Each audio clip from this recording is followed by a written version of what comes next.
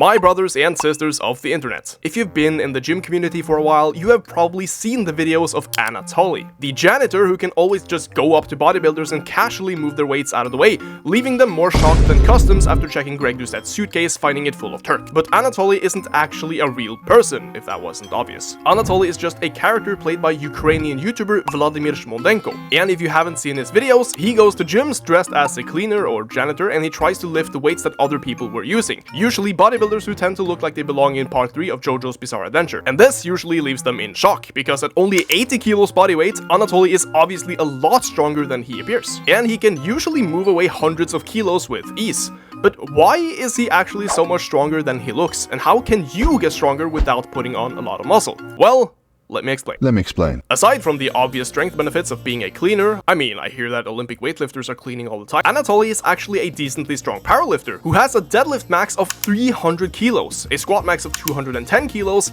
and a personal best of 145 kilos in the bench press, all of which were done at around 78 to 80 kilos body weight. Now that's pretty impressive at any weight, but Anatoli is not actually as small as you may think at first glance. Because he's always wearing that cleaner outfit, he's actually pretty ripped and has a solid amount of muscle on his frame. And if we put his numbers into a fat-free mass index calculator, assuming he's around 8% body fat, he gets a strong score of 22.72, which means the results are close to maximal for what a natural lifter will generally be able to achieve. So he's not actually small by any means, unless you compare him to Kyriakos Grizzly or Daddy No. But muscle strength, as in the ability to produce or withstand force, is determined by more than just muscle size, obviously. Even though muscle size, specifically through myofibrillar hypertrophy and the increased numbers of sarcomeres in a muscle, is the primary factor responsible for increased strength, so size does matter. There are more factors to speak of. First out is neural adaptations. This is an umbrella term that basically covers everything that happens from the brain to the muscle contracting. Because once you perform an activity,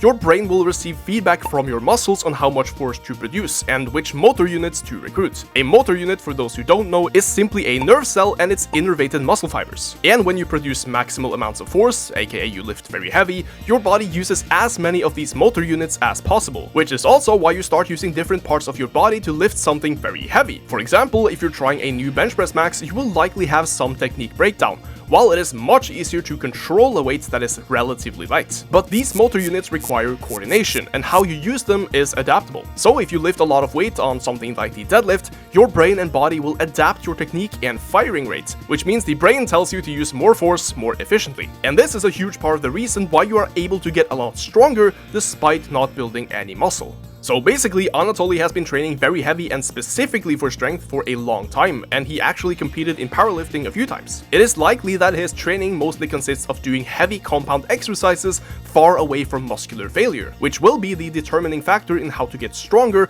without putting on as much muscle. Because you don't give your muscles a very strong stimulus to signal growth, aka you don't go near failure, but you still lift heavy enough for great neural adaptations to occur. And you can train like this with a very high frequency, because it also produces less fatigue per set. But Anatoli is also very strong for his weight, because he slowly optimized his lifting techniques over time. And it doesn't take a rocket scientist to know that one guy with a technique more suited for his own leverages and muscle strength will be able to lift more than somebody with the same amount of muscle, same leverages, but a crappy technical execution, or at least a less efficient one. And here you can also pull in the sumo versus conventional deadlift debate, because the way Anatoli deadlifts, he's much more efficient at pulling sumo, especially with the setup of using figure 8 straps and a deadlift bar, which makes the sumo a lot easier, considering the toughest part of the lift for most people is usually just getting it off the floor. Now, don't get me wrong, I don't think sumo is in any way cheating, but a sumo deadlifter will definitely get more out of a deadlift bar and straps than a conventional deadlifter. While in powerlifting competitions, most federations use a stiff bar and they don't allow straps, which evens out the playing field a lot more. Hence why you also see a more even spread between sumo and conventional deadlifters. However, we also have to point out the elephant in the room regarding Anatoli's videos and why he seems so strong. Yes, most of them are staged and they involve actors, because after all, it's entertainment. However, these guys also use a lot of bumper plates in their videos, which can make the weight seem a lot heavier than it actually is. For someone, this might look like Anatoli is moving around 260 kilos or so with ease, but those plates probably aren't 20 kilos, they might be 5s, 10s or 15s. Most experienced lifters can probably tell that he's not lifting hundreds of kilos in his videos, but considering most who watch Anatoli aren't experienced gym goers,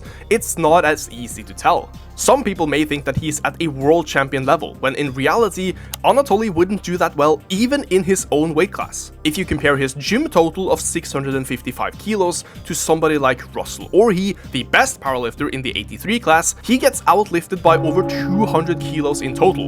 And for Americans, that is around 1680 cheeseburgers. Yes, he is still incredibly strong for his size. Heck, my deadlift max is also 300 and I weigh almost 20 kilos more than him. So he's still incredibly strong. But his numbers aren't world class if you compare him to actual elite level powerlifters at the same body weights. Nonetheless, Anatoli is just a prank channel and nothing to be taken too seriously. Just know that you can get incredibly strong without looking like Eddie Hall or Ronnie Coleman. And this man is probably the strongest prank YouTuber in the world, despite weighing as much as Brian Shaw's left butt cheek. But hey, maybe you are watching this right now, and if you really put your heart and soul into it, you could also become a cleaner with an Eastern European accent, mogging local gym goers for fun. Let me know down below in the comments what your personal best lifts are and at what body weight. Thank you guys so much for watching, and I'll see you all next time.